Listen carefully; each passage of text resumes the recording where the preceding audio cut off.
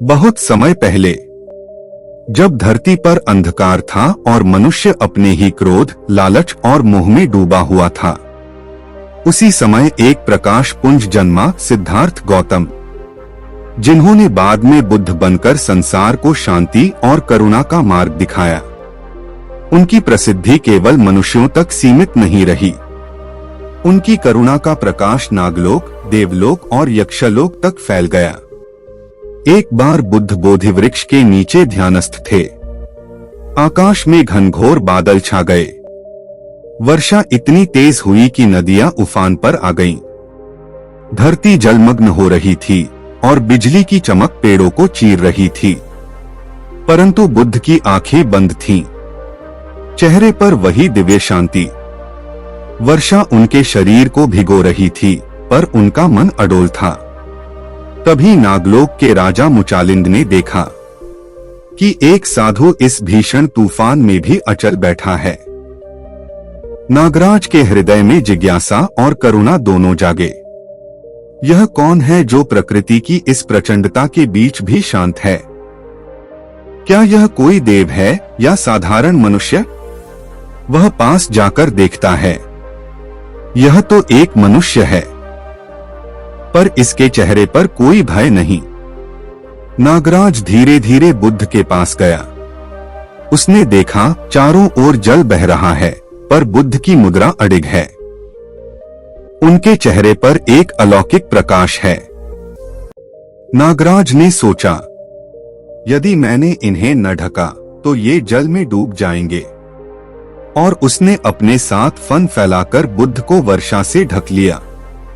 7 दिन और 7 रातों तक नागराज ने बुद्ध की रक्षा की। वह अपने विषैले फनों से जल को रोकता रहा और बुद्ध की छाया बनकर खड़ा रहा। 7वें दिन जब वर्षा थमी, बुद्ध ने धीरे धीरे आंखें खोली। उनकी दृष्टि नागराज पर पड़ी। न प्रेम था, न भय, केवल करुणा। नागराज, तूने मुझे नहीं, अपनी आत्मा को ढका है, क्योंकि तूफान बाहर नहीं, भीतर उठता है। जब भीतर की आंधी थमती है, तभी संसार शांत होता है। भगवान, मैं वर्षों से अपने भीतर के तूफान से लड़ रहा हूँ। क्रोध और अहंकार मेरा विष हैं। बताइए, मैं इन्हें कैसे शांति में बदलूं? विष को मिटाना नहीं है नागराज, वह तुम्हारा स्वभाव है। उसे करुणा में बदलना सीखो। जब विष रक्षा के लिए उपयोग हो तो वही धर्म बन जाता है। बुद्ध के वचनों से नागराज के भीतर प्रकाश फैल गया। उसने प्रणाम किया और कहा, भगवान, मैं आपके वचनों की रक्षा करूंगा। और उसी क्षण वह नागराज करुणा का रक्षक बन गया। दिन बीतते गए। नागराज मुचालिंद ध्यानमग्न होकर बुद्ध के उपदेशों का स्मरण करता। परंतु एक दिन धरती पर एक लोभी व्यापारी आया। उसने नागराज के बारे में सुना था कि उसके पास रत्नों का भंडार है। अगर मैं उस नागराज का मणि रत्न पालूं तो मैं राजा बन जाऊंगा। वह नदी किनारे पहुंचा जहां नागराज निवास करता था।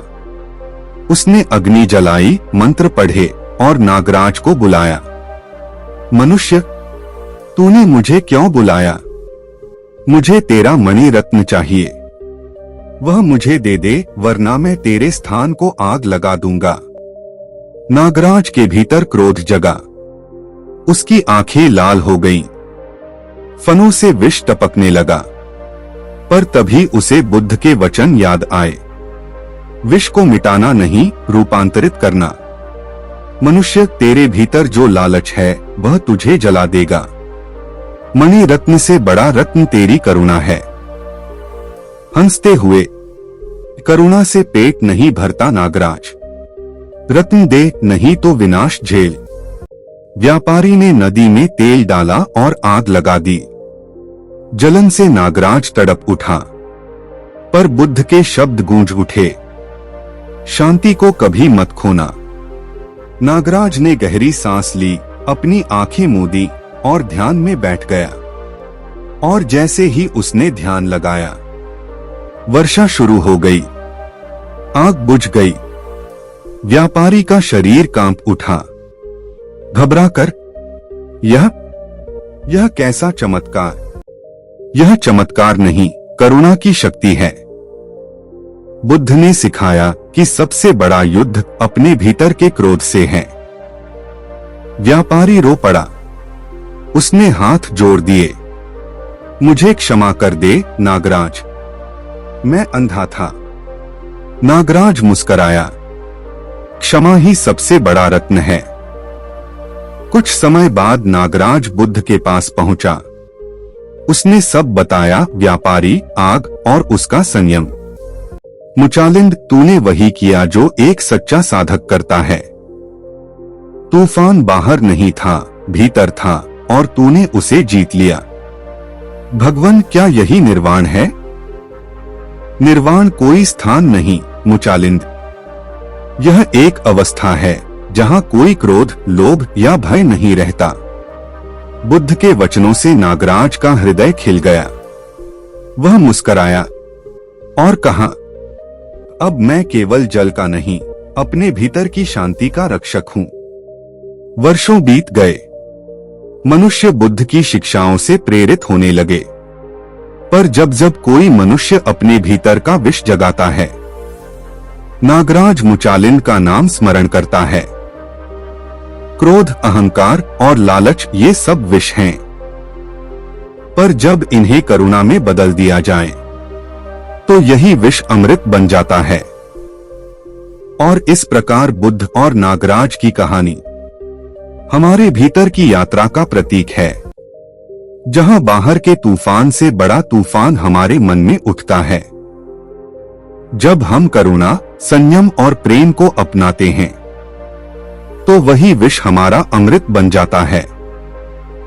दोस्तों, यदि आपको यह कहानी प्रेरणादायक लगी तो इसे सुनने वाले हर हृदय तक पहुंचा दीजिए, क्योंकि बुद्ध का संदेश आज भी वही है। शक्ति तब तक अधूरी है जब तक वह करुणा में न बदले। तो दोस्तों, आपको यह कहानी कैसी लगी? आप इससे क्या सीखा? नीचे कमेंट बॉक्स में हमें बताएं और अपने दोस्तों से इसे अवश्य शेयर करें ताकि अधिक लोग सभी कहानियां सुन सकें। और हाँ, मेरे चैनल को सब्सक्राइब जरूर करें और नीचे दिए बेल आइकॉन को प्रेस करें ताकि नई वीडियो का नोटिफिकेशन आपको मिल सके। तो मिलते हैं अगली कहानी में। तब तक के लिए अपना ख्याल रखिएगा। धन्यवाद। नमो बुद्धाय।